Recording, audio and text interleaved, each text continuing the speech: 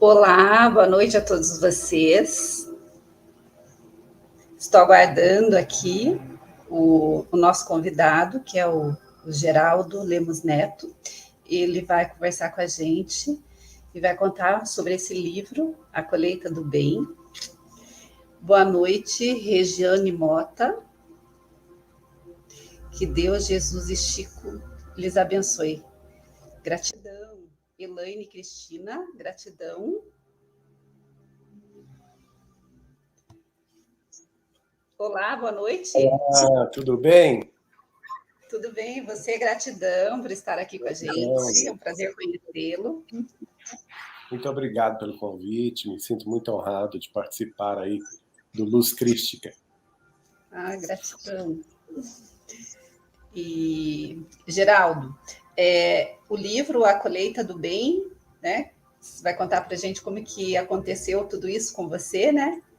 Isso. E primeiro quero te agradecer realmente aqui, eu sempre, assim, eu não sou fã, assim, eu sou fã de Jesus, né? Mas eu sou fã de Chico Xavier.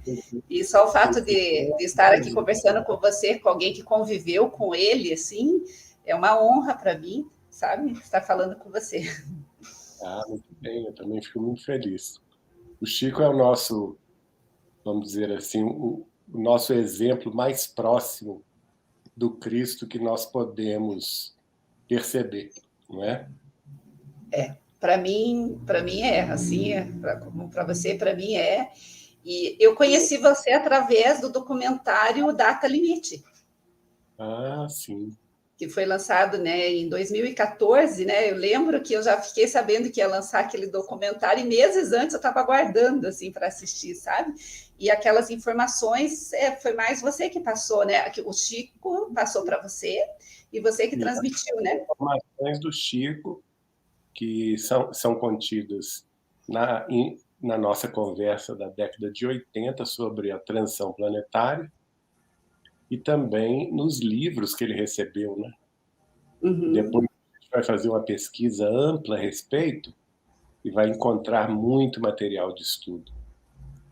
Muitas coisas, né? E realmente, a partir da data limite mesmo, que foi 20 de julho de 2019, se a gente for observar, realmente aconteceram muitas coisas, né? E são coisas assim que são sutis e que iam acontecendo aos poucos, né? Antes disso, as pessoas achavam que iam acontecer um grande marco, alguma coisa muito espetaculosa, né? Mas a gente já imaginava que não era bem assim, né? Que aos poucos as coisas iam acontecer, conforme a gente sabe que em 2020 realmente começou mais forte as coisas acontecerem, né? Nós estamos em pleno processo de mudança. Estamos. E esse processo ele é gradual mesmo, né? Então a meu ver, né? Eu como astróloga e estudiosa, vamos dizer assim, ele se aprofunda a partir de 2019, no segundo semestre, forçando a humanidade a mudar os seus paradigmas. Está aí a pandemia que não nos deixa mentir. Não é?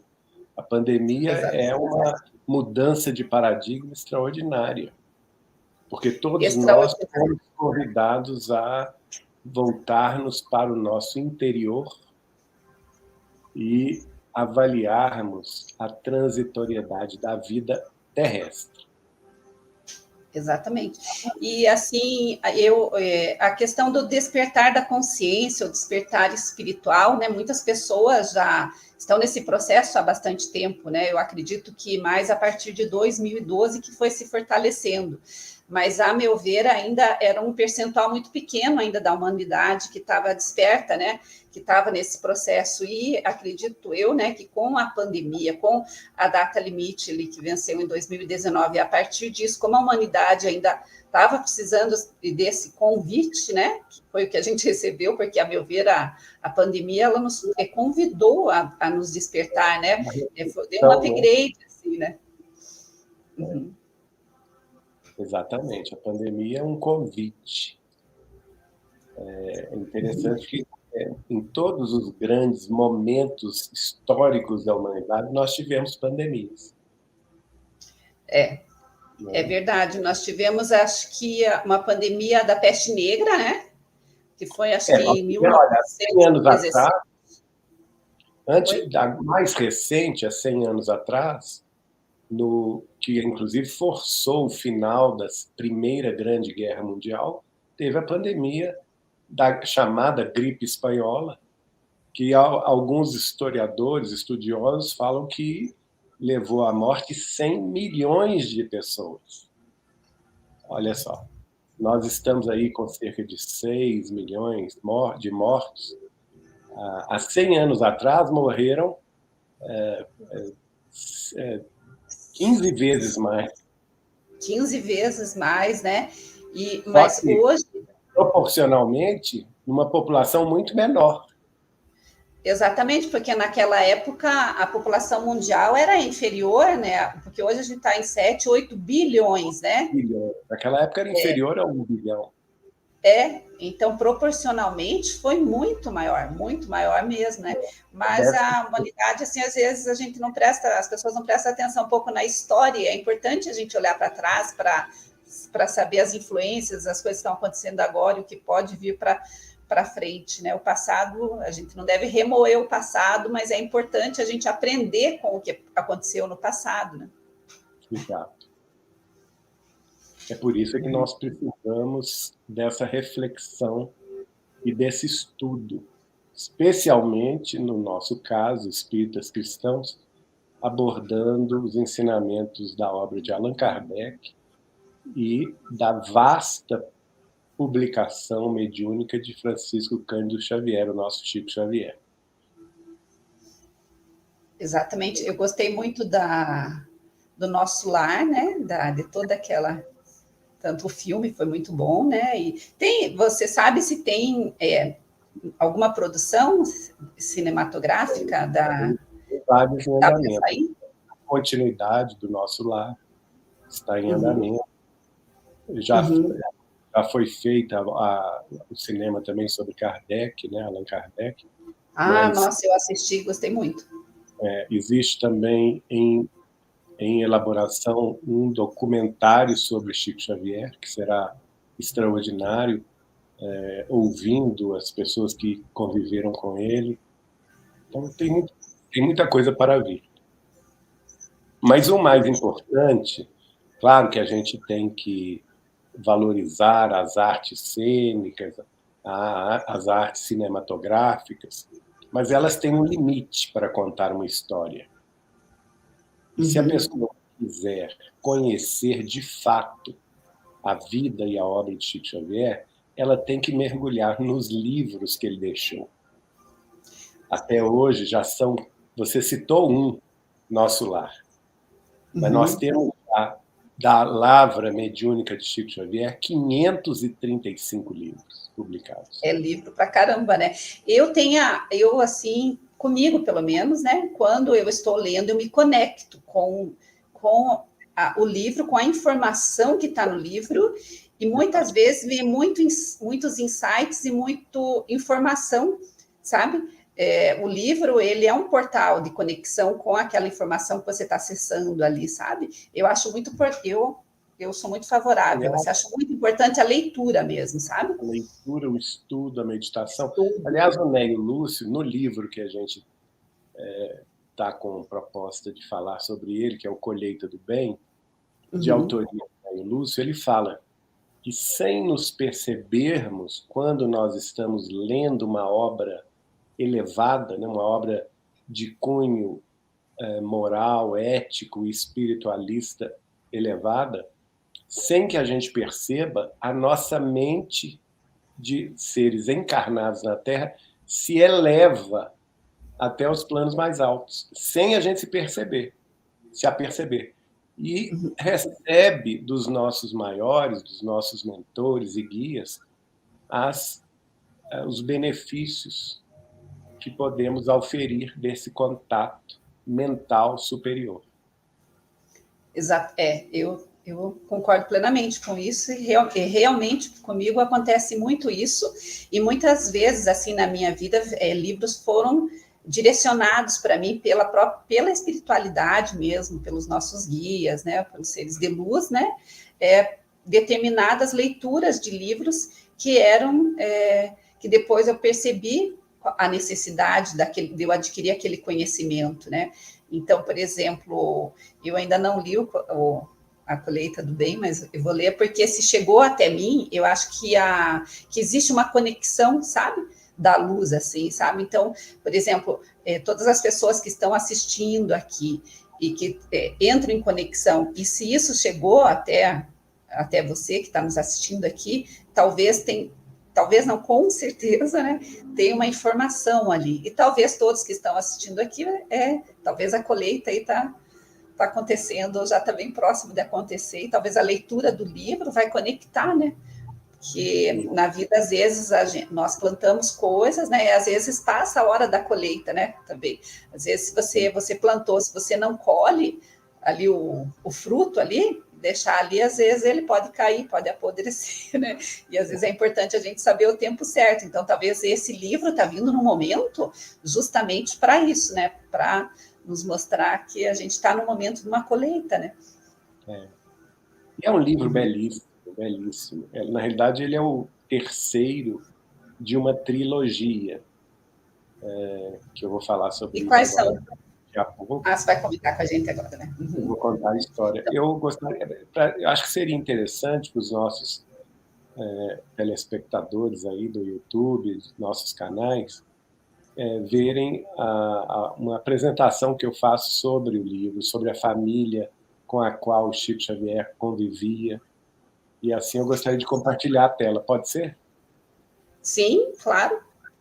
Então, deixa eu ver como é que eu faço aqui para deixar mais você, né? Eu Não, vou. peraí. Peraí que eu vou compartilhar e você vê como fica. Tá. Só um minutinho. Boa noite a todos vocês que estão entrando agora. Gratidão a todos que estão aqui nos prestigiando. Então, assim, você me avisa a hora que eu posso colocar, né? Pronto? Então, vamos lá. Agora, deixa eu só ver como é que eu faço para deixar maior aqui. Isso. Tá bom assim?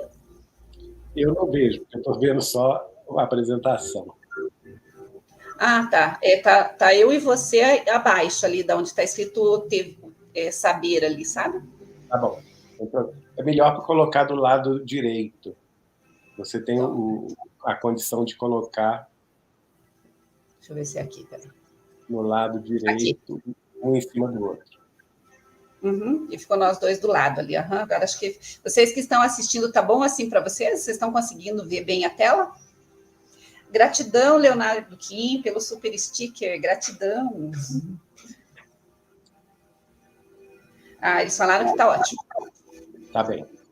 Então podemos começar falando sobre o livro, né? Sim. Aí você fica à vontade de perguntar, de falar alguma coisa, ou fazer alguma observação. Bom, esta é a capa do livro Colheita do Bem, que nós tivemos a alegria de publicar. Como eu disse há pouco, ele é o terceiro livro de uma trilogia do espírito de Neio Lúcio. Aqui vocês estão me vendo com os originais psicografados pelo Chico, que foram carinhosamente guardados e arquivados pela família Joviano, em Pedro Leopoldo. A gente vai falar sobre a família daqui a pouco. Eu estou aí, vocês estão vendo a janela da casa do Chico Xavier, em Pedro Leopoldo, que é uma instituição que nós dirigimos e que se situa na residência dele, quando ele vivia em Pedro Leopoldo. Ele construiu essa casa em 1900 e começou a construir em 1946, terminou em 48, para lá se mudou e viveu lá até a mudança de Uberaba, em 1959, mas quando ele se mudou para Uberaba, ele manteve a casa para, naturalmente, vir visitar a família várias vezes ao ano, não é, em Pedro Leopoldo, e também visitar os amigos. Como eu disse, essa trilogia começa com o livro Sementeira de Luz, que são as primeiras mensagens que o espírito de Neio Lúcio escreveu por Chico Xavier, a partir de 1935 até 1942, A família Joviano se reunia toda semana, 2 vezes por semana, terças e quartas-feiras, para realizar o culto do Evangelho no lar, e o Neio Lúcio escrevia e fez essa psicografia através do Chico durante 18 anos consecutivos. O segundo livro é o Sementeira de Paz, esse é à nossa esquerda, que são mensagens de 1942 a 48, e o Colheita do Bem, que são mensagens de 1949 a 1960, sendo que a maioria delas termina em 1952. Por que 52? Porque a família Joviano se mudou de Pedro Leopoldo para o Rio de Janeiro, no final deste ano, né? E este é a última encarnação do Neio Lúcio, esse simpático aí velhinho. O nome dele era Arthur Joviano, também conhecido como Professor Arthur Joviano. Ele foi secretário de Educação do Estado de Minas Gerais no início do século XX, realizou uma profunda reforma do ensino nas escolas públicas de Minas Gerais, que foram muito bem aceitas, e por isso ele foi convidado pelo Ministério da Educação para se transferir ao Rio de Janeiro, onde trabalhou até a sua morte no Ministério da Educação e também fundando uma escola para crianças e adolescentes na capital do Rio de Janeiro, naquela época, capital federal. Ele desencarnou no dia 14 de dezembro de 1934 e nessa mesma noite o espírito de Emmanuel escreveu para o filho dele, Rômulo Joviano, e a nora, Dona Maria, na Fazenda Modelo, em Pedro Leopoldo, dando notícias da desencarnação do pai dele, que é o professor Arthur Joviano. Aí vocês estão vendo a Fazenda Modelo. Quero agradecer o nosso irmão aí do Instagram que fez a coloração, né? Nós já tínhamos apresentado esse trabalho com as fotografias de época, em preto e branco, e ele fez esse colorimento aí, dando vida, né, ao passado. Eu achei muito bonito. Então, vocês estão vendo a sede da Fazenda Modelo, onde o Chico Xavier trabalhava, a partir de 1931 até 1959. Depois ele foi para Uberaba. No andar de cima residia o chefe da repartição pública do Ministério da Agricultura, que era o Dr. Rômulo Joviano, sua esposa, Dona Maria, e seus 2 filhos, Roberto e Wanda. Nessa janela, aí no segundo andar à esquerda, que tem essa meia-lua aí no topo, era o escritório particular do Dr. Rômulo, onde a família realizava o culto do Evangelho no lar, 2 vezes por semana, e esse culto era dedicado ao pai de Dr. Rômulo, o professor Arthur Joviano, que mais tarde vai se identificar como benfeitor espiritual Neio Lúcio. No andar de baixo, vocês estão vendo também 3 abóbodas, quase tapadas aí pela vegetação. Era o local que, depois do horário de serviço de Chico Xavier na fazenda, que terminava às 17 horas da tarde, ele ia lanchar com a família, subia essa escadinha aí, que vocês estão vendo à direita, ia lanchar com a família Joviano, e depois do lanche ele descia para psicografar. E aí ele psicografou várias obras mediúnicas dele, como os romances de Emmanuel, as obras de André Luiz, Até a Evolução em 2 Mundos, os livros de Humberto de Campos, todos foram psicografados durante a noite, nos dias que não tinha reuniões públicas em Pedro Leopoldo, por Chico Xavier, nesta cidade. Aí o local onde o Chico trabalhava, que é outro prédio, né? O Dr. Rômulo tinha o escritório da esquerda, o Chico era o secretário dele, o escriturário, que trabalhava nessa janela do meio, do segundo andar, e a Wanda Joviano também, que passou no concurso público, filha de Dr. Rômulo, estava na outra janela. uma visão mais afastada dessa área, que era de pesquisa agropecuária e animal, onde, no segundo andar, Chico Xavier trabalhou de 1931 até 1959. Aí estamos vendo todos os funcionários, né, agrônomos, pecuaristas. O Dr. Rômulo, por exemplo, é este que está... Vocês veem Chico Xavier de terno preto. O terceiro, na direita de Chico Xavier, de gravata, é o Dr. Rômulo Joviano. E o pai dele, aí em foto colorizada, professor Arthur Joviano, né? E antes de desencarnar, uma foto da família Amorim e da família Joviana em Pedro Leopoldo, na Fazenda Modelo, com o professor Joviano, Arthur Joviano, ainda encarnado. Então, é uma foto inédita aí para muitas pessoas, né, que é o Neio Lúcio ainda encarnado, antes dele ser conhecido como esse benfeitor espiritual maravilhoso. Ele está no centro da foto. À sua esquerda está o filho, o Dr. Rômulo, bastante jovem, a mãe, a dona... agora, a Felícia, dona Felícia, que era esposa do Arthur Joviano. E do outro lado de pé, o sogro de Dr. Rômulo, pai de Dona Maria, o general Aurélio de Amorim, né, com a filha dele ao centro, o neto, a esposa, Dona Maria, ao lado da filha, e também a avó de Dona Maria. Aqui o casal Rômulo e Maria Joviano, completando bodas de prata aos 25 anos de casados, né, ainda bastante jovens.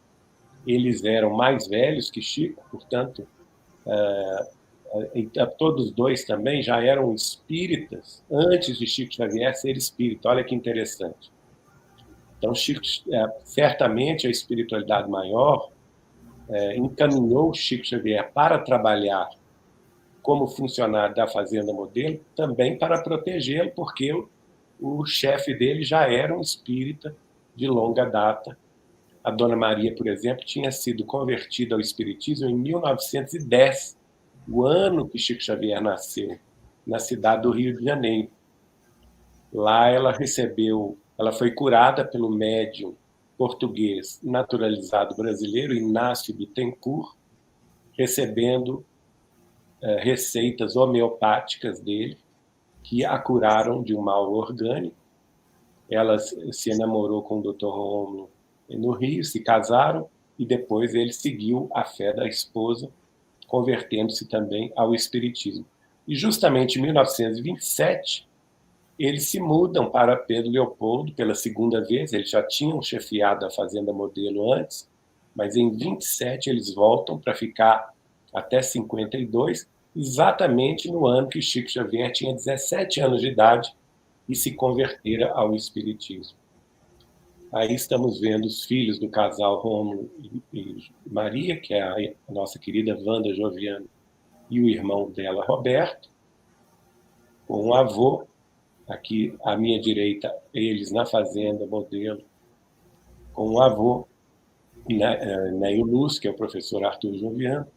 Na direita, uma fotografia mais antiga ainda, com o Roberto no colo da mãe, não é? E o Rômulo Joviano de pé. Aqui, a família Joviano com Chico Xavier na década de 40. Estamos vendo Chico Xavier de pé, Wanda Joviano já uma jovem senhora, com seu cachorrinho Fly, o Dr. Rômulo Joviano e Dona Maria, a esposa. Ele era chefe do Chico.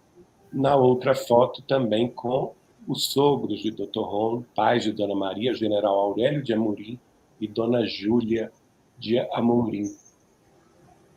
Outra foto do general Aurélio de Amorim com Dona Júlia, em Pedro Leopoldo. Eles residiam no Rio de Janeiro. Ele era general 4 estrelas do Exército brasileiro e visitava o filho regularmente em Pedro Leopoldo, passava as férias lá, na Fazenda Modelo, exatamente onde Chico Xavier trabalhava. Aqui o casal um pouco antes de desencarnar, o general Aurélio de Amorim e Dona Júlia de Amorim. Por que eu estou colocando isso tudo? Porque todos esses personagens, minha gente, dessa época, que conviveram com Chico Xavier, vão ser, a partir da década de 40 e 50, nomeados como personagens principais dos romances psicografados por Chico Xavier, de autoria do espírito de Emmanuel. Então, nós vamos ver alguns deles no Há 2000 anos, nos 50 anos depois. Vamos ter notícias das reencarnações deles no século XV, na Espanha, dos reis católicos. Eles vão voltar também no século XVII, no livro Renúncia, de Emmanuel, e estarão, naturalmente, no século XX, encarnados entre o Rio de Janeiro, Belo Horizonte e Pedro Leopoldo, acompanhando Chico Xavier. É importante destacar, por exemplo, nós não vamos entrar em detalhes aqui das reencarnações, que essas encarnações reveladas pelo Espírito de Emmanuel, confirmadas por Chico Xavier e também reveladas pelo Espírito de Né e Lúcio, vão mostrar a trajetória desse grupo familiar e vão nos dar uma ideia de quanto a evolução do espírito é lenta. Porque nós estamos falando numa janela de tempo de 20 séculos, né? No primeiro século do cristianismo, no livro Há 2000 anos, até o século XX. E enquanto alguns deles evoluíram muito, como, por exemplo, Célia Lúcius, que era a personagem principal do romance 50 anos depois, e depois vai reencarnar também no século XVII, e é o personagem principal do livro Renúncia, com o nome de Alcione. Ela, naturalmente, o mais elevado espírito dessa pleiade, não é, de espíritos, em outra medida um pouco mais baixa, evolutiva, nós vamos ver o próprio espírito de Emmanuel, que escrevia por Chico Xavier. No Há 2000 anos, ele era o senador romano Públio Lentulus. Nos 50 anos depois, ele era um escravo grego Nestório, justamente do senador Elvídio Lúcio, que é o Dr. Rômulo Joviano, que no Há 2000 anos tinha morrido na Revolução dos Judeus. Ele era o senador Pompílio Crasso, de Roma. No século XV, vamos ver o Dr. Rômulo Joviano como Ferdinando de Aragão, um dos reis católicos, no século XV e no século XVI, né? E no livro Renúncia, Emmanuel aparece como Padre Damiano e o Dr. Rômulo Joviano como Cirilo Davenport. No século XX, Emmanuel, espírito guia de Chico Xavier, e o Cirilo Davenport como Dr. Rômulo Joviano. A sua esposa também acompanha, não é? A esposa do Dr. Joviano, Rômulo, ela era Alba Licínia, nos 50 anos depois, vai ser Isabel de Castela, rainha católica, no século XV, vai ser a Madalena Villamil, a primeira esposa do Cirilo Davenport, no livro Renúncia, no século XVII, e nesta encarnação vai ser, portanto, Dona Maria de Amorim Joviano. Os pais dela também estão nas duas histórias precedentes. Nós vamos ver a mãe dela como Júlia Spinter no romance 50 anos depois de Emmanuel. Vai ser a senhora Margarida de Saint-Mégrand e Villamil, também mãe de Madalena Villamil, no livro Renúncia, e vai ser, nesta encarnação no século XX, Dona Júlia Amorim. Interessante, o mesmo nome que ela tinha no século II da vida cristã. O marido dela era o prefeito, o imediato do prefeito de Roma, e ele vai, deixa eu achá-lo aqui, o general, ele vai ser no século XX o general Aurélio de Amorim, não é? No segundo século ele é Fábio Cornélio, trabalhava diretamente com o prefeito de Roma. No livro Renúncia é Dom Inácio Ortegas Villamil, esposo de Dona Margarida e pai de Madalena Villamil, da mesma forma como no século XX, o general Aurélio de Amorim. E, naturalmente, onde está Neio Lúcio aí? Neio Lúcio aparece nos 50 anos depois, com este nome, já era um educador na vida romana do primeiro e do segundo século da vida cristã, que fazia, por caridade, ensinava latim e a cultura latina aos filhos dos escravos. E era o avô mais próximo, naturalmente, de Célia Lúcio, que se converteu ao cristianismo. No século XV, ele aparece como João II de Aragão, que vai ser pai de Ferdinando de Aragão. No século XVII, no livro Renúncia, ele prossegue como um educador na escola francesa de Blois, nos arredores de Paris, com o nome de Jacques Duquesne d'Avenport, e passa sua vida dedicada à educação. E no século XX não é diferente. Como eu já disse, o professor Arthur Joviano, educador emérito, secretário de Educação do Estado de Minas Gerais no início do século XX, que escreveu vários livros propondo a reforma do ensino, que foram aceitos também pelo governo federal, para onde ele se dirigiu e se transformou em funcionário público de alto escalão federal no Ministério da Educação do Brasil no início do século XX, depois fundando novamente uma escola particular para meninos e moças na cidade do Rio de Janeiro. Então, essa equipe que eu citei é uma equipe que evoluiu mais rapidamente, enquanto que o resto dos personagens, não vai dar tempo da gente entrar nesses detalhes, eles vão levar praticamente cometer os mesmos erros que foram cometidos nos romances escritos por Chico Xavier 50 anos depois, e Renúncia, e no século XX também mantiveram as suas tendências negativas. Então, a evolução não é fácil. Ela exige muito tempo, esforço e disciplina. E é por isso que no Colheita do Bem, no livro, o Neio Lúcio vai escrever no subtítulo Mecanismo Sábio da Justiça Celeste. Ele vai escrever, está lá na página 50.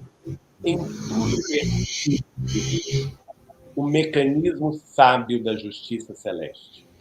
Em aceitar-lhe os desígnios com serenidade e compreensão, fundamenta-se grande parte de nossa vitória nas obrigações esposadas.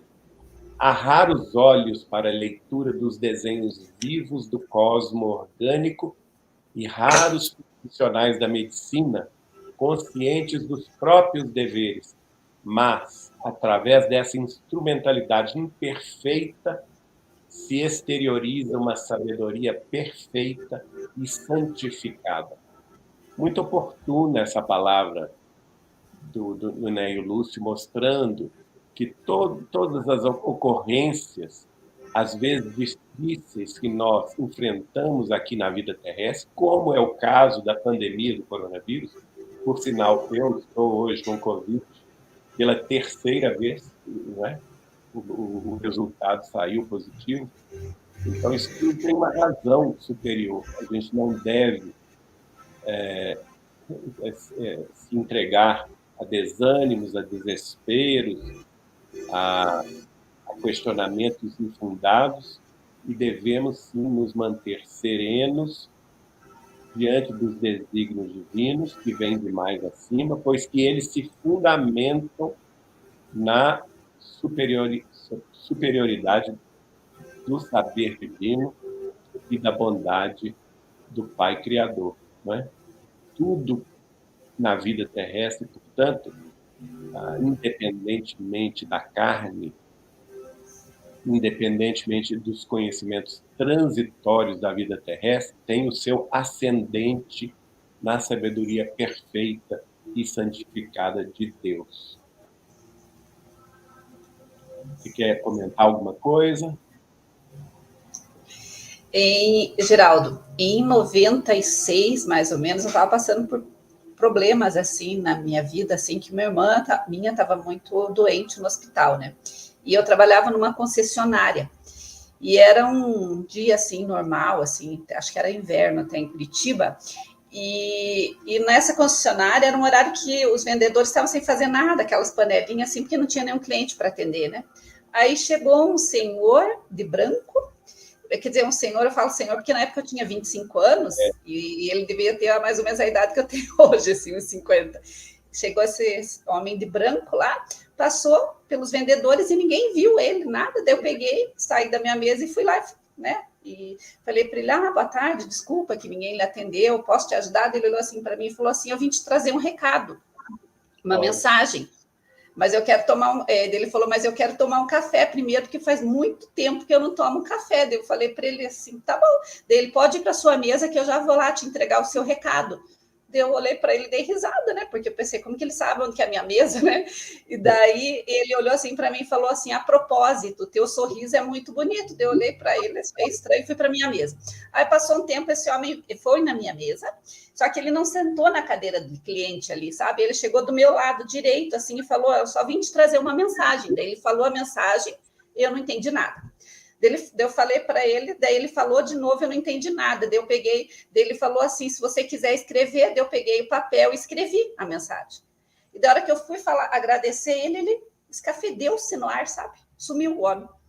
Aí tinha uma vendedora que sentava uns 2 metros, mais ou menos, de minha direita. Eu olhei para ela e falei: ué, cadê o homem que estava aqui? Dela, que homem, Leila? Eu falei: o homem de branco que estava aqui, você não viu? Dela, Leila, faz meia hora que você está quieta escrevendo as coisas aí, né? E eu nunca esqueci a frase, a mensagem era assim: as dificuldades que te surpreendem são os testes aconselháveis em que lhe cabem aproveitamento. Nunca esqueci. E daí, anos depois. Perfeita sintonia com o que nós acabamos de mostrar. Daí, anos depois, naquela época nem tinha Google, essas coisas, anos depois, acho que lá por 2010, eu resolvi colocar a frase no Google.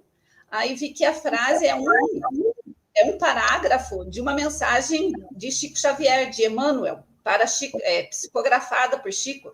Eu agora esqueci se é o Consolador o nome, ou Mensagens de um Amigo. E daí, no meio dessa mensagem, tem várias coisas, daí tem exatamente esse parágrafo que fala isso. As dificuldades que te surpreendem são os testes aconselháveis em que lhe cabem aproveitamento. Exato. Achei muito interessante. Mas era um homem de branco, assim. Oi? São os nossos testes de resistência, né? Uhum. Bom, passando por outro tipo de problema que todos nós que estamos na Terra vivemos, que são as dificuldades em família, as desavenças, as antipatias, as disputas inglórias dentro da própria família, dentro do grupo de trabalho ao qual nos vinculamos, seja esse trabalho espiritual ou mesmo trabalho profissional na Terra, com essas disputas que existem na vida profissional, na vida pública, enfim. E o Neio Lúcio vai escrever: que alguém não nos ame é natural. E ele diz: ainda não apareceu na Terra a pessoa que possa receber as simpatias de todos indistintamente, considerando que o próprio Cristo não conseguiu até hoje harmonizar a conceituação dele próprio no espírito dos outros. Então, nós não temos que ter a pretensão de agradar todo mundo, porque nem Jesus Cristo, nosso Mestre e Senhor, conseguiu até hoje ser uma unanimidade, não é? E, infelizmente, vemos ainda muitos irmãos, por materialismo, seja materialismo histórico, seja por ojeriza à religião, combatendo a figura excelsa de nosso Mestre Senhor Jesus. Agora, uma outra mensagem, ele vai falar sobre a coroa do raciocínio. Está na página 179. A necessidade de tempo, de dias e séculos para que a coroa do raciocínio, do sentimento e da sublimação se concretize, habilitando a criatura para os climas superiores da vida mais alta. Então, vejam bem, a evolução não dá saltos. Nós não temos condição de participar da escola vivencial dos anjos, das entidades puras que representam a suprema bondade de Deus, a não ser com referências, como, por exemplo, entre elas, nosso Mestre e Senhor Jesus. Nós, de nossa parte, como seres humanos falidos, vacilantes, que muitas e muitas encarnações amealhamos aí um karma de resgates dolorosos, que praticamos muitas infelicidades aos outros em outras vidas na Terra, nós vamos precisar, sim, de muito tempo, não somente dias, mas séculos, para que sejamos coroados de luz no raciocínio, para que sejamos abençoados de amor no sentimento e no nosso coração, a fim de que alcancemos a tão almejada sublimação espiritual. E ele completa dizendo: é por isso que a sensação de grandeza oprime e enobrece, abrindo horizontes vastíssimos aos nossos corações e braços na sementeira e na seara da luta comum. Então, nós precisamos ter essa noção, não é? Quando a gente olha para o alto, quando a gente aspira a evoluir, quando a gente entende a imensidão do universo ou dos multiversos que se espalham infinitamente pelo universo conhecido e talvez outros universos ainda desconhecidos, nós sentimos uma opressão, nós nos sentimos pequeninos demais para compreender esta perfeição universal. Mas, ao mesmo tempo, é um convite para a nossa atenção espiritual que nos enobrece, que nos chama à perfeição, que nos faz com que tenhamos decisão e vontade para empreender a reforma íntima com que vamos conquistar a nós mesmos, vencendo os nossos próprios erros, as nossas próprias inibições, os nossos próprios crimes, as nossas próprias ilusões, para que possamos erigir em nós próprios, na nossa alma, um altar divino de adoração e de trabalho, em sintonia com o Pai. E aí, Neio Lúcio diz: nesse aspecto, a experiência de almas de nossa posição é mais encorajadora. Aqui ele está falando o seguinte: as pessoas que já têm espiritualidade, seja qual religião for, não importa, não precisa ser espírita, não precisa ser cristã, nós temos outras religiões no Oriente que são tão nobres quanto o cristianismo, não é? Mas todos que já buscam a espiritualidade já estão numa posição evolutiva mais encorajadora do que aqueles materialistas que não aceitam a vida espiritual, que não aceitam a sobrevivência da alma após a morte do corpo, que não aceitam a reencarnação, que não aceitam a evolução infinita do ser, né? Porque, naturalmente, eles terão que conquistar isso ainda nos séculos vindouros. E, né, o Lúcio diz: nossa época é de transição. Olha aí, do início. Nossa época é de transição. Ensaiamos serviços de acabamento no edifício do passado e esforço base para o futuro. Então, nós estamos diante do que a humanidade já erigiu no edifício da civilização, da cultura, da religião, da filosofia, da ciência, da política, da espiritualidade em todos os campos da atividade humana, nós estamos diante do que já foi construído, ainda, vamos dizer assim, em fase de acabamento. Mas, ao mesmo tempo, em termos do futuro, nós ainda estamos no esforço da base, ou seja, nós estamos ainda na infraestrutura do mundo regenerado de amanhã.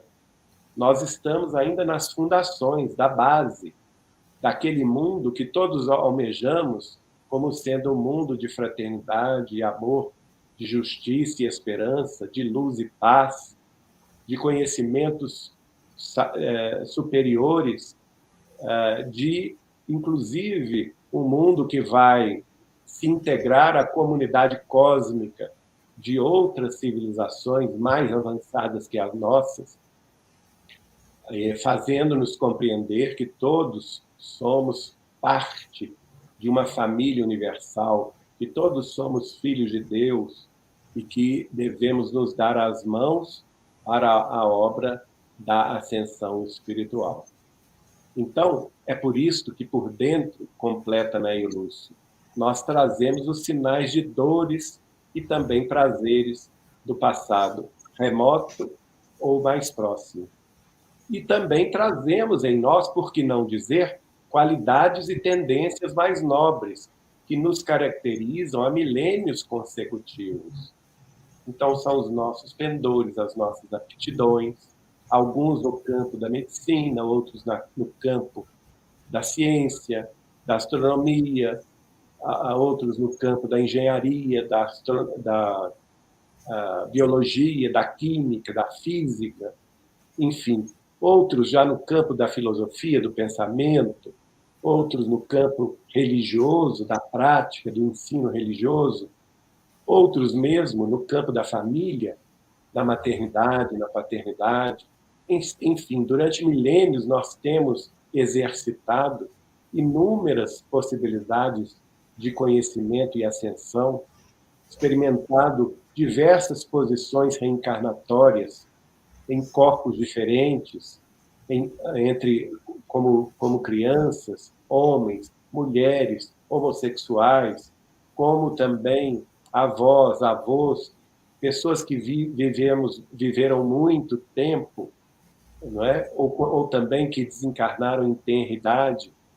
Já vivemos em múltiplos países e nações, já falamos diversas e numerosas línguas, idiomas, não é? Já tivemos diversas culturas, diversas instituições de conhecimento do campo humano, e tudo isso faz parte da nossa conquista pessoal e intransferível. E é exatamente por isso que somos todos tão diferentes uns dos outros. Mas, ao mesmo tempo, cabe-nos descobrir a unidade nessa diversidade toda. Cabe-nos fazer agora o trabalho de compreensão e de reconhecimento que todos somos irmãos uns dos outros, que devemos nos amar e respeitar, assim como Jesus nos ensinou a amar, não é? E isso, com todas essas conquistas de milênios consecutivos, Neio Lúcio vai advertir, no íntimo ainda do ser, nós hoje já podemos dizer que já abrimos algumas portas de acesso aos estímulos fecundos de mais alto, que para a felicidade nossa, nós já percebemos por fora. Então, todos nós que temos espiritualidade, ou que temos como foco, desejo, vontade, a própria espiritualização, estejamos realmente interessados na nossa espiritualização, isso já é uma grande conquista.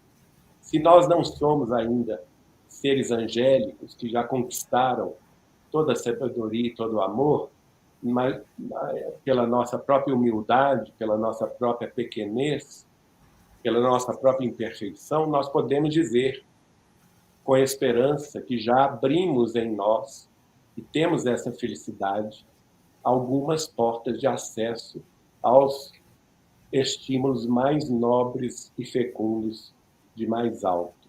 E isso nós já percebemos por fora. Eu gostaria de comentar? Não, teve uma pessoa aqui que perguntou assim, Geraldinho, você faz parte também dessa família Joviano? Eu tenho notícia que sim. A Rosa Maria que perguntou. Eu tenho notícia que sim. Sim, já Mas fez parte? não, vamos dizer assim, não nesses que estamos conversando sobre eles. Uhum. Em outra época, então, você fez parte? Muitas épocas, né? É uma Ah, família que junta 40 mil anos. entendi. Então, em algum tempo desse, você fez parte dessa família, mas não em Tá? todas as É, trajetórias, né? o Chico nos dizia que até onde ele lembrava, então provavelmente a coisa mais antiga, é uma família de 5 mil espíritos que estão comprometidos hoje com o espiritismo cristão no mundo e que estão espalhados por todo o mundo e que já vem há 40 mil anos tentando se redimir, porque falimos muito no planeta de Capela, que um dos planetas que orbita o sistema binário de Capela, a cerca de algumas dezenas de anos-luz do sistema solar. E para aqui, para a Terra, fomos degradados há 7 mil anos atrás. Uhum. Que são os exilados de Capela. Na verdade, o Chico dizia o seguinte: todos nós que somos espiritualistas, de uma forma ou de outra, especialmente todos nós que cremos e acreditamos e temos certeza da verdade da reencarnação, todos nós não somos da Terra. Nós viemos degradados, ou seja, expulsos de outros planetas, entre eles Capela, justamente pelos nossos erros lá cometidos. Então, se a gente for verificar a nossa ficha corrida dos milênios, ela não é nada boa. É por isso que eu recomendava a gente não fazer muita pesquisa do passado, não, porque nós temos 99,99% de chance de nos decepcionarmos conosco mesmos. Por isso o véu do esquecimento, né? É a bênção do Uma esquecimento. benção, né? Porque Eu acho que é uma benção. imagine você se a gente, ao reencarnar, reconhecesse na própria família os nossos algozes, os nossos inimigos, não é? A É gente verdade. não ia se entregar ao trabalho do amor na família, o trabalho da temperança, da calma, da paciência, porque essas são conquistas que nós somos chamados a adquirir, não é? Olha só o que o Ney Lúcio vai dizer agora sobre filhos e netos. É imprescindível confiar ao tempo certos problemas. Falando neles, olha aí. É imprescindível confiar ao tempo certos problemas, tanto quanto é necessário dar ao calor do forno o vaso de barro cru. Interessante, né? O barro, não adianta se você tentar moldar o barro a frio, ele não vai se tornar num vaso forte, né? Ele vai precisar do forno que o esquente. E assim é a vida humana. É a família. Esse forno é a família. É onde nós vamos aparando as nossas arestas. Então ele pergunta, né, o Lúcio, quem resistirá à lição dos anos? Só um minutinho aqui. Uhum. Pode entrar, por favor. Beatriz. Então ele diz assim: quem resistirá à lição dos anos? Quem? Que eu saiba, ainda não vi coração que as horas não modificasse. Então, nada é definitivo. Se hoje nós temos uma desavença familiar, amanhã o tempo conserta isso, não é? As próprias lutas da vida, as necessidades de cada qual, vão nos unir mais à frente. E nós vamos ter coragem de ter perdão, vamos ter coragem de nos abraçarmos novamente, esquecendo os males, esquecendo a injúria, esquecendo a ofensa.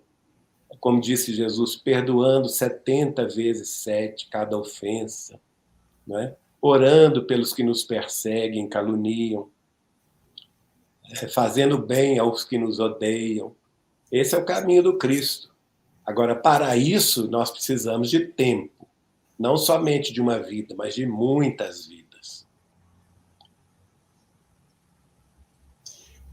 Geraldo, assim, por exemplo, o tempo para nós, aqui, segundo assim, tipo o espiritismo, não sei se você tem essa compreensão, quando a gente reencarna aqui, sempre tem essa evolução do tempo segundo o que nós conhecemos aqui, ou é possível, por exemplo, você está vivendo agora aqui nesse século, tá? E é possível que numa próxima reencarnação sua, você reencarne em outro tempo do passado ou não? Não. Sempre no futuro. Tem essa linha de tempo, então. Tem uma sequência da linha conforme nós conhecemos aqui.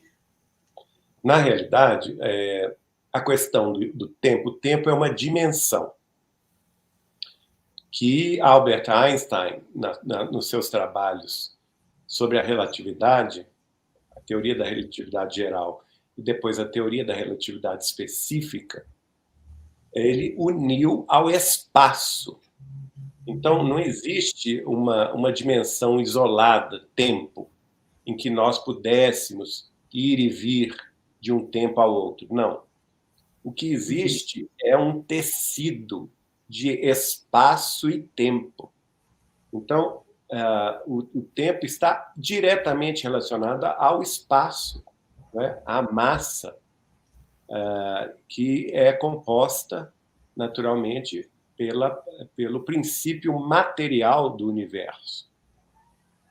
E tanto o princípio material, que nós, no Espiritismo, com Allan Kardec, chamamos de fluido cósmico universal, e que André Luiz, por Chico Xavier, vai chamar de hausto corpuscular de Deus, quer dizer, é o sopro divino, né?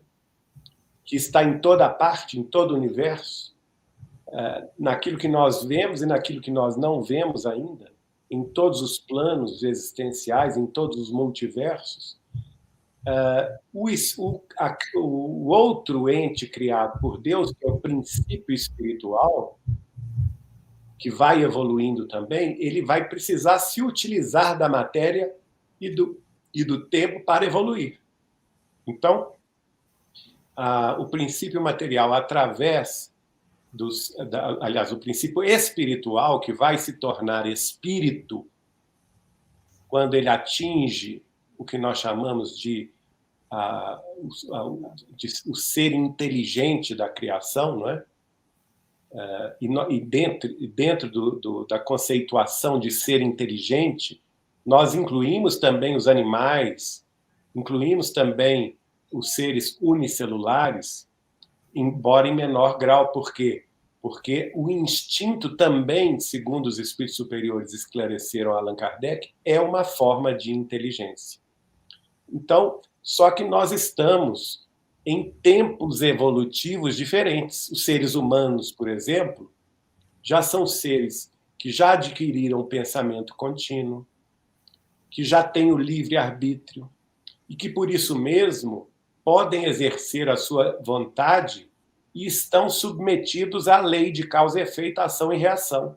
São responsáveis pelos seus atos. É diferente, por exemplo, dos animais, que, embora inteligentes, eles vivem mais pelo instinto. E a eles ainda não é dada a condição de decidir sobre o próprio caminho. Então, são nossos irmãos menores, não é? E assim os peixes no oceano, as bactérias, os vírus, as plantas, enfim.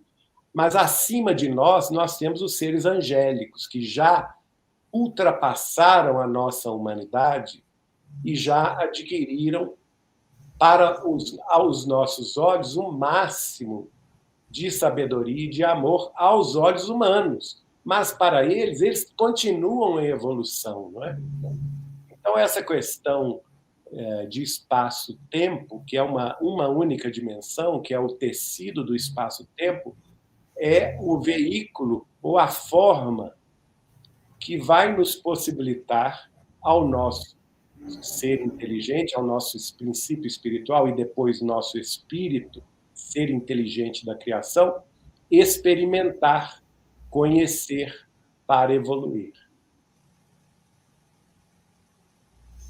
Mas esses seres angelicais que você se referiu, então eles na verdade, eles estão em outra dimensão, né? E quando nós temos algum contato com eles, é porque nós conseguimos, de alguma maneira, elevar a nossa frequência e ter essa conexão com eles, então. Nós temos da informação de Chico Xavier, através do espírito de André Luiz, que os seres angélicos são chamados de co-criadores em plano maior. As tarefas deles são muito mais evoluídas do que nós. Por exemplo, Jesus, nosso Mestre e Senhor, ele é um co-criador, ele é filho de Deus como nós, só que ele é nosso irmão muito mais velho. Ele já evoluiu muito mais tempo do que nós. E Emmanuel vai dizer por Chico Xavier, por exemplo, que ele formou a Terra há 4 bilhões e 500 milhões de anos atrás. Então, olha a evolução desse espírito. Ele formou a Terra e é o governador da Terra há 4 bilhões e 500 milhões de anos atrás, quando nós ainda éramos princípios espirituais, né? E, no entanto, ele coordena a evolução de mais de 30 milhões de espécies aqui na Terra. Os seres humanos são apenas uma espécie, tendo em vista justamente o futuro evolutivo de cada um de nós. E eles trabalham em sintonia com outros seres angélicos na constituição de mundos, de luas, de sistemas estelares, de nebulosas, de galáxias, de filamentos de galáxias que fogem à nossa compreensão humana. Nós, seres humanos, em escala bem menor, somos chamados por André Luiz de co-criadores em plano menor. Nós também criamos, co-criamos com o nosso pensamento, com a nossa inteligência, com a nossa arte, com a nossa cultura, com a nossa ciência, com a nossa filosofia que indaga, buscando respostas, e já construímos civilizações maravilhosas aqui na Terra. Mas note bem, todas as construções humanas são extremamente fugazes e passageiras. Quantas civilizações gloriosas do passado hoje não são pó? Vejamos a civilização egípcia, não é? A civilização grega, a civilização romana, greco-romana, e todas aquelas que hoje já só se tem notícia por arquivos arqueológicos. Então, nós mesmos podemos criar corpos físicos dos nossos filhos, mas eles também têm prazo de validade. Nascimento e morte. Tudo que nós criamos é temporário. As nossas cidades não se modificam com tanta rapidez, tudo se modifica. Então, nós somos seres chamados co-criadores em plano menor. E nós temos a responsabilidade, que já temos ciência para isso, de respeitar os nossos seres menos evoluídos, que são nossos irmãos menores, os nossos animais, por exemplo. Né? Sejam os animais domésticos ou mesmo os animais da natureza, as aves, os peixes nos oceanos, nos rios, mesmo as abelhas, os seres dos insetos, os seres microscópicos. Nós temos que ter respeito pela criação, porque eles também são nossos irmãos e estão evoluindo. E o que nós estamos fazendo com eles aqui na Terra? Será que eles olham para nós e nos acham seres protetores e amigos? ou nós somos considerados por eles como seus algozes? Fica aí uma pergunta. Porque muitas vezes os seres humanos pensam assim, mas a humanidade sofre tanto. Por quê? Ora, o que nós fazemos com os animais? Essa matança indiscriminada de bilhões de seres animais na face da Terra, simplesmente para satisfazer aos nossos sentidos da carne. Não é? É um raciocínio que precisamos ter se queremos evoluir espiritualmente.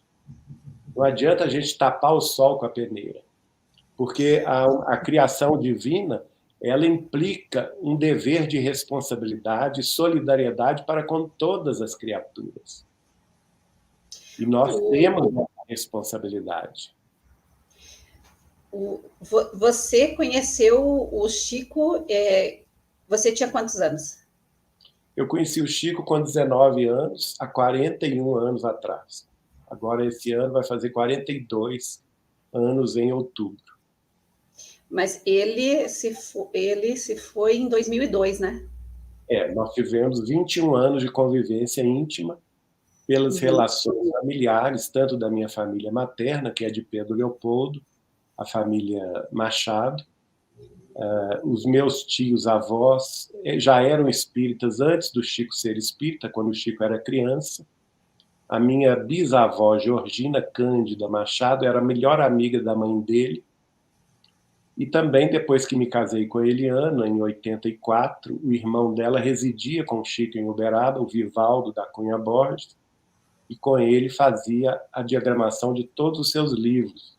E a partir de 1984, quase 40 anos atrás, 38 anos atrás, eu passei a conviver intimamente com o Chico Xavier como integrante da minha família.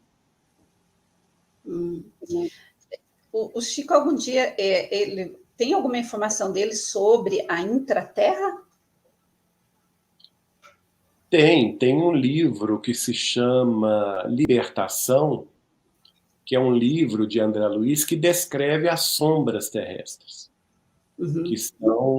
que é um plano existencial de vida para onde se dirigem os espíritos viciados, os espíritos irresponsáveis, muitas vezes presos por crimes cometidos aqui na Terra, e que o Chico dizia que ainda vive, na época de hoje, como numa organização social, política e econômica comparável à Idade Média terrestre. Então, se a gente quiser conhecer o nosso passado, é só descer as sombras terrestres, porque lá vige a violência, a fascinação, a sensualidade exacerbada, a subjugação, a escravidão, não é? Tudo isso existe nesse plano de vida chamado de sombras. E este livro chama-se Libertação, de André Luiz, que descreve uma cidade no plano das sombras, cujo nome é cidade, que André Luiz deu de Cidade Estranha, tendo em vista as tristezas que ele lá observou. Agora, no obra de Allan Kardec, o próprio Kardec vai dizer que os espíritos informaram a ele a existência de civilizações intraterrenas. Mas a gente tem muito pouca informação sobre elas. Eu ia perguntar uma outra coisa, agora eu esqueci. Sobre isso. Sim, uma vez eu tive uma experiência, faz uns 3 anos mais ou menos, aquelas tipo experiência fora do corpo, e daí tava esses seres aí, sabe, que não são muito, assim, espíritos sofredores. Aí chegou um ser e eu estava sentindo uma sensação horrível, chegou uns seres assim, falaram assim para mim, que quando eu senti aquilo, que era para eu encaminhar aqueles seres para um hospital no plano astral, que fica em cima, agora eu não lembro se ele falou Uberaba ou Belo Horizonte, mas em Minas Gerais, ele falou que era para eu chamar os seres e encaminhar para um hospital no plano astral, Boa Esperança. ou Esperança, ou Boa Esperança, você tem na região aí, eu acho, de Minas Gerais, que era para esse ser chegou e falou assim para mim que era para eu encaminhar para lá, que era para eu só chamar eles, que eles iriam encaminhar para lá, mas que eu tinha que pedir para encaminhar para lá. Interessante, né? Mas daí já é no plano astral, daí não é.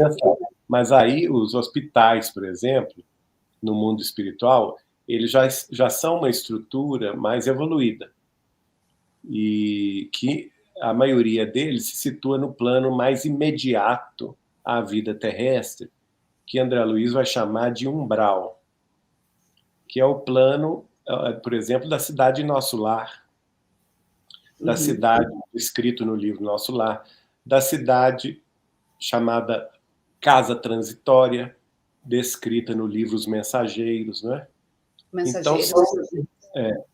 Então, são colônias espirituais que elas não são muito evoluídas, são mais próximas da vida terrestre. Inclusive, a vida lá é muito semelhante à vida terrestre, mas que já situam-se mais no umbral mais fino, mais elevado, quase que na fronteira com outro plano superior, que é chamado de plano das ciências e das artes.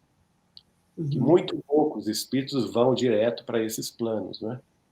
Então, nos umbrais, o que o Chico, o André Luiz vai dizer é que a maioria das pessoas humanas vacilantes, que não têm fé, que não têm uma busca de espiritualidade, né? Geralmente, depois da morte do corpo, vão se situar nessas colônias ou nessas regiões do umbral. Elas não são pessoas propriamente ruins, ou más, como aquelas que eu já citei dos planos das sombras, e ainda piores do que elas, aquelas ligadas às trevas terrestres, ou ao abismo. Mas nos umbrais são as pessoas comuns, que não fizeram bem, e não fazer o bem já é um grande mal, porque perderam tempo. Não é? Vai dizer, por exemplo, que quando ele visitava os umbrais, a maioria dos habitantes dos umbrais que ele via eram de homens. Ele via poucas mulheres, porque a maioria das mulheres, com a maternidade, aprende a desenvolver o sentimento, o amor, o carinho, a dedicação. Não é? E ele via que nos umbrais haviam muitos homens que haviam abandonado as mulheres e os filhos na terra, sem prestar assistência, sem criá-los, sem trabalhar para sustentá-los, deixando nos ombros dessas mulheres maravilhosas que criaram as famílias quase que sozinhas, não é?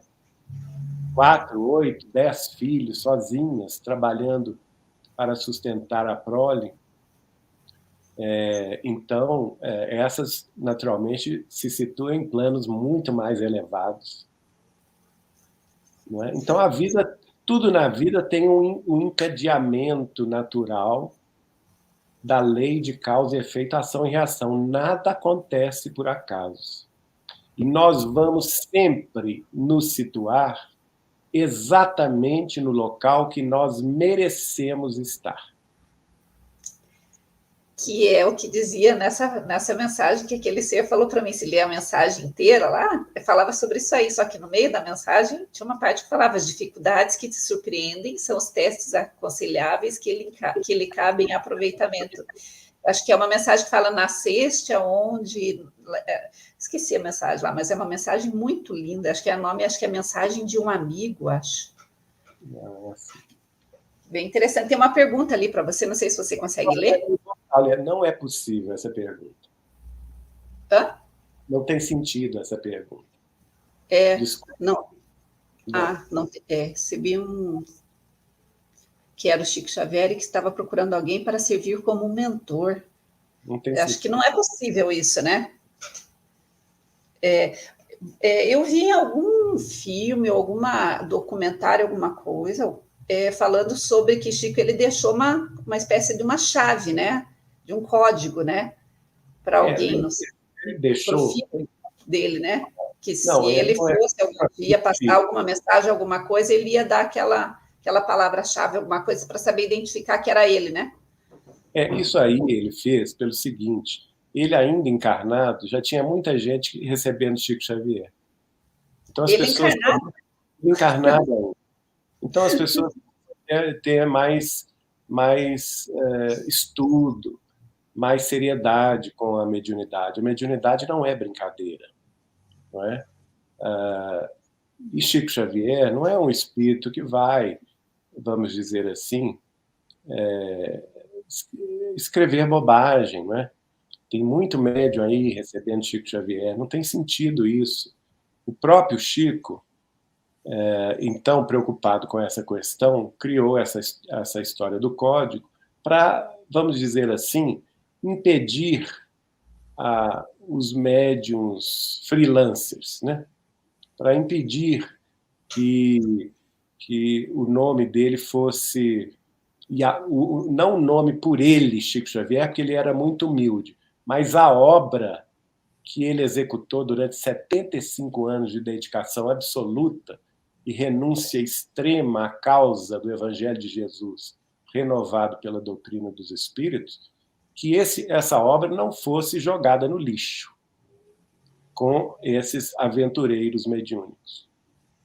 Ele responde, você está conseguindo ler ali, né? Que ele disse, o Leonardo. Na época ele falou o nome da cadela, do prazer do café no seu quintal e falou que existe uma palavra que ele deixou. Como eu disse, não tem como falar isso, né? Desculpa. Uhum. Não tem como. Eu não posso continuar mais, porque eu disse que estou com Covid e eu preciso descansar. Ai, desculpe. Mas, bom, você está com Covid, mas está tudo bem, né? Assim, está tranquilo. Está tranquilo. Você se vacinou ou não? Sim, 3 vezes. E a terceira vez que eu pego Covid. Então os sintomas são bem mais leves daí, né? São mais leves. Então agora é só tomar um chá bom lá de alho com cebola, com mel, aquelas coisas lá e ele já vai embora, o Covid, né? O convite. Eu chamo de convite, que eu acho que o Covid é um convite que a gente está recebendo aí, né? Vários tipos de convite, para cada um convite diferente. É um descanso forçado. Tem mais alguma pergunta aqui? Acho que não. Então, eu quero te agradecer enormemente por você ter se disposto a explicar tudo isso para nós, né? Então, o pessoal, em relação ao livro, então, é uma trilogia, Colheita do Bem é o terceiro. Você acha, então, que é interessante primeiro ler o primeiro e o segundo para compreender o terceiro, né? Ou faz é uma sequência. É uma sequência porque nós vamos ver o próprio espírito de Neio Lúcio se desenvolvendo no mundo espiritual. É interessante isso. Porque a evolução não termina. A pessoa não chega pronta no mundo espiritual.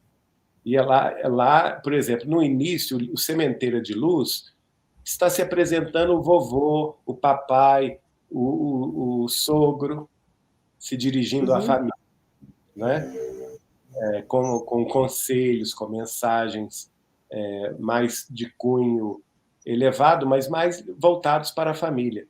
E isso ele próprio vai demonstrando que ele vai adquirindo lembranças do passado e, com isso, ele vai tendo acesso à sua mente profunda e, com isso, também vai chegando à compreensão de pontos mais altos da vida espiritual. Então, por isso que nós chamamos o primeiro de sementeira de luz, né, que se estava ainda semeando luz.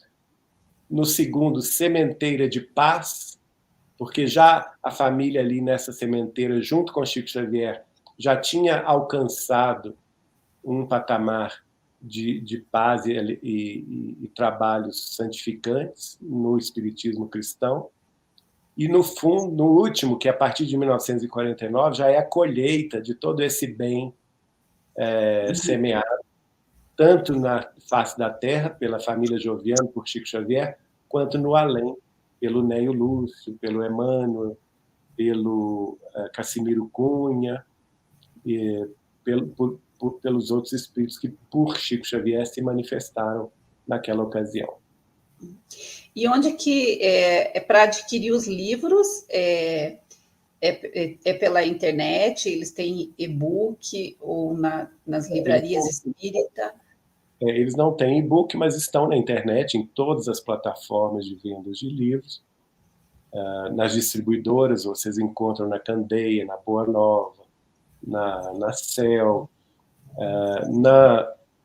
Na internet, nós temos também no exterior, para quem mora fora do Brasil, podem comprar pela Amazon, pela FENAC e outras plataformas de livros de venda online. E no Brasil, é claro que o mais barato é na própria editora, que é o site da Vinha de Luz Editora, www.vinhadeluz.com.br. Lembrando e o livro é livro físico mesmo, aquele que a gente pega e lê. Nós não temos e-book. São todos... Esse livro, cada um desses livros, para você ter uma ideia, tem 600 páginas. 700 páginas. É muita coisa, muita beleza espiritual.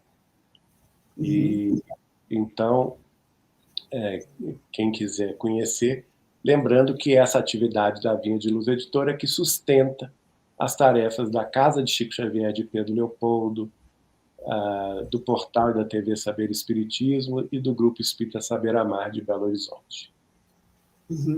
Que é o teu canal, né? Meu não, do grupo. Do grupo, né? Talvez eu seja a face que aparece mais. Mas se somarmos todo mundo junto, na Casa de Chico Xavier, na Vinha de Luz Editora, no portal e na TV Saber Espiritismo, no Grupo Espírita Saber Amar, no Grupo Mediúnico Maria de Nazaré, se somarmos tudo isso, mais de 100 pessoas trabalham. Você trabalham gratuitamente, diga-se de passagem. Você é como se fosse um representante, assim, um porta-voz, assim, que aparece. É o que aparece mais, mas tem toda uma estrutura, né, por trás, né? Que são as pessoas que cooperam, né, com tudo isso, né? Você só apresenta para nós, né? Exato. Gratidão a toda a tua equipe, viu? A todos esses que contribuem para esse trabalho aí, que é muito edificante. Muito obrigado. Então, eu desejo melhoras para você e gratidão por estar aqui com a gente. O pessoal está todo aqui agradecendo também. Obrigado. Eu que agradeço a oportunidade. Então, boa noite a todos. Gratidão. Beijo no coração. Obrigado. Obrigada a todos. Gratidão.